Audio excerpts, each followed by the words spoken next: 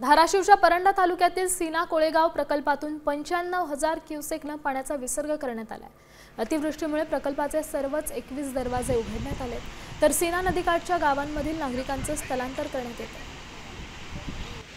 प्रामुख्याने पाहिलं तर अहिल्यानगर असेल, सोलापूर असेल, त्याचबरोबर बीड असेल, या भागात मोठा पाऊस झाला आणि त्याचं जे पाणी आहे त्या धाराशिव जिल्ह्यातील परंडा तालुक्यातील सर्वात मोठा प्रकल्प असलेला जो आहे तो सीना कोळेगाव प्रकल्पावर मी आता या ठिकाणी उभा आहे। मोठ्या प्रमाणावर पाणी जे आहे त्या या सीना नदीमध्ये या पाण्याचा विसर्ग जो आहे तो सुरू करण्यात आलेला आहे।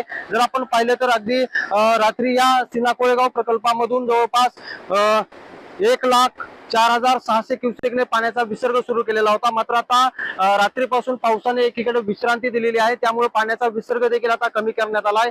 95,000 क्युसेकने सीना नदी पात्रात या पाण्याचा विसर्ग केला जातोय। जर आपण पाहिलं तर अगदी या सीना कोळेगाव प्रकल्पाचे 21 दरवाजे आहेत, अगदी सर्वच दरवाज्यातून हा पाण्याचा विसर्ग सीना नदी पात्रात केलेला आहे।